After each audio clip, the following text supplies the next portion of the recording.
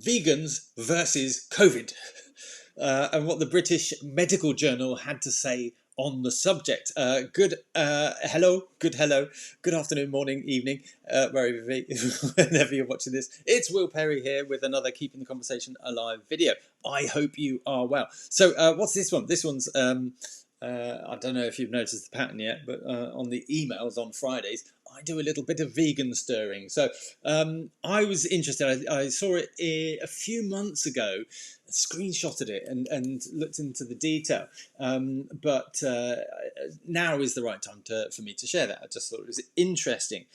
Sorry, I just realised my phone is on there. I don't want it to ping or bleep or anything.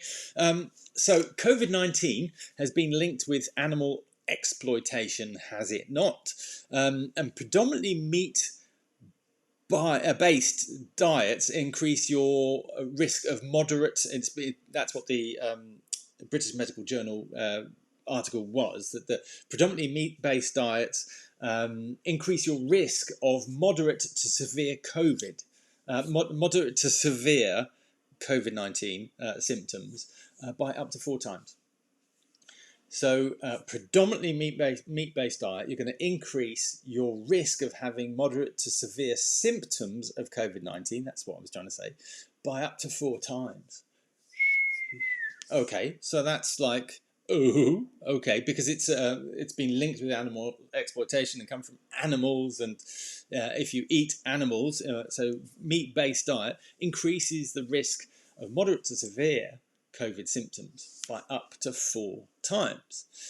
How's about vegans then? Vegans, and this isn't this isn't made up. 73% less likely to contract moderate to severe symptoms of COVID-19. Again, that's come from the British Medical Journal. An article in the British Medical Journal. 70, and this was including factors of overall health and smoking and everything, but and health, overall health. But vegans were 73% less likely to contract moderate to severe symptoms of COVID-19. So plant-based diet is the way to go, and I don't know if. I've not contracted it, but it's not really a personal thing, and I'm touching wood now.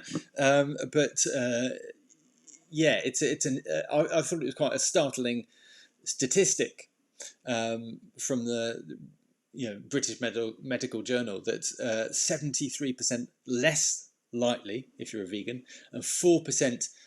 4 times, not 4%, that would be, all right, 4 times more likely to contract moderate to severe symptoms of COVID if you are predominantly a meat eater. What do you think of those stats? If you're a vegan, I'm sure you're on the woohoo.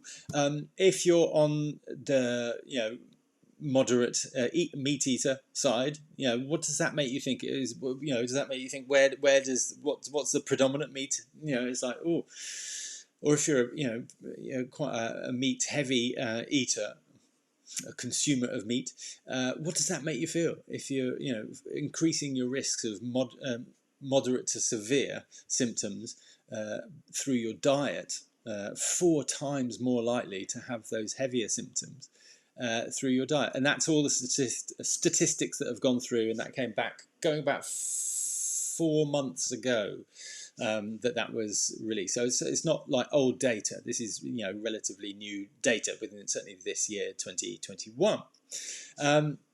So what I'm interested in your feedback and thoughts on that, your response, because it's divisive, contentious, and I'm not being political or anything like that. It was just a stat, just from the British Medical Journal. So tofu has never caused a pandemic. What do you think of that? So my invitation to you, this is just a quick one. My invitation to you is that reduction of meat is great, yet smoking is still smoking. Smoking less is still smoking. Eating animals is still slaughter. Eating animals is still partaking of that and increasing your chances. It's just a position, just a perspective. I'm not trying to be say judgmental on anybody. For me, the biggest thing about going vegan wasn't so much my health. It was once I saw the sustainability issues. They were the ones that, because we all go blind eye, and I talked about this before, blind eye of like, don't we all love springtime? And you love to see the lambs in the field, and it's just a harmonious, heartwarming sight. And then they all disappear. Where have all the lambs gone, mummy? Oh, they've gone off to slaughter.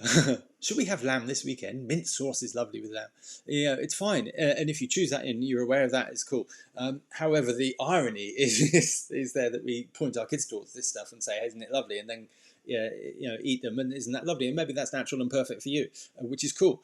But what we often do is turn a blind eye to the actual treatment of the animals, to the actual experience of the sentient beings, and turned a blind eye to that we do with so many other things in life. Turn a blind eye to that, and once we choose to face it, we find it somewhat more difficult to go along with. So yeah, my invitation to you is, what are you choosing to ignore or avoid? I always admired people who could only social smoke when I smoked 20 to 25 a day. I always admired people that could drink in moderation only socially, because I drank every night, and found it difficult to moderate myself. I'm kind of that sort of personality. I don't drink or smoke, and I'm vegan. So how boring am I? But my invitation to you is, reduction is great. However, cessation is best in terms of your health, and sustainability. What saith you on that? Many thanks, and I'll finish with this one. That if you have low self-esteem, it messes you up in every single way. Maybe you've taken the test already, maybe you haven't. Also, if you think about these things and you think, oh, no, I should do, I wish I could, I can't, I'm not consistent, I can't be consistent, or anything like that, guess what? This could be your low self-esteem speaking as well, or evidence of your low self-esteem. So take the test, share this with anybody you think might be interested by this, and I wish you, if you're watching on the emails, a happy weekend. If you're watching this another time, enjoy the rest of your day. Speak to you soon. Bye-bye.